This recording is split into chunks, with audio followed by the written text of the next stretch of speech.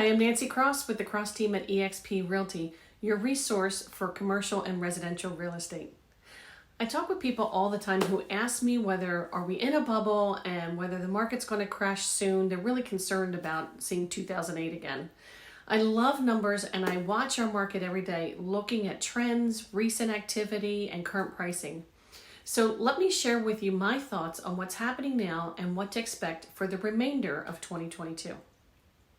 Since the pandemic, home prices have shot up hugely, with home values increasing by 30% or more since January 2021. Mortgage rates have been at historic lows, making homeownership really affordable for buyers. And in the past few months, the Fed has increased the rates in an effort to curb inflation and the runaway home prices, and it's working. The demand is slowing a little bit, although here in Tampa Bay, we still have less than a month of inventory, which means there just aren't enough homes for sale for the number of buyers moving into the area. That being said, what I see are four things that are happening now.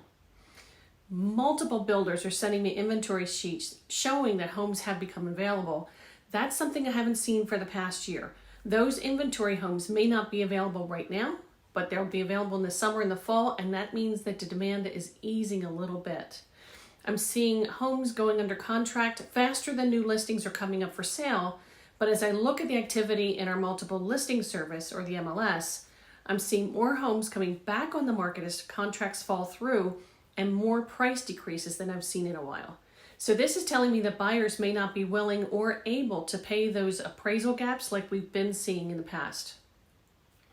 When I list a home for sale, I'm seeing fewer offers in a multiple offer situation. So instead of receiving 14 offers like I did last year, I may only receive 5, but that's still a lot.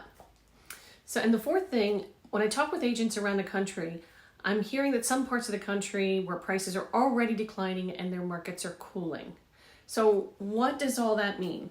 It means that we may have hit the peak, but honestly, none of us are going to know that for sure until the trend actually shows the decline, just like in the stock market. So here's my prediction for the rest of 2022 and possibly 2023. We'll continue to see a supply shortage until the builders step up their pace of construction, especially with the number of people moving into Tampa Bay. Thanks to their ability to work virtually and our great weather, no state income tax, gorgeous sunsets, and a plethora of things to do outside, they all want to come to Florida, and who can blame them? We love it here. But what about the mortgage rates? The media is really good at scaring the pants off us all. The headlines read gloom and doom for the housing market, spooking people into thinking that the second Great Recession is coming with housing prices tanking. And honestly, I don't see that happening. Mortgage rates are still historically low compared with 12 to 18% in the mid-80s. Is 2% interest rate better? Definitely, yes it is. And I don't think we'll see that again anytime soon.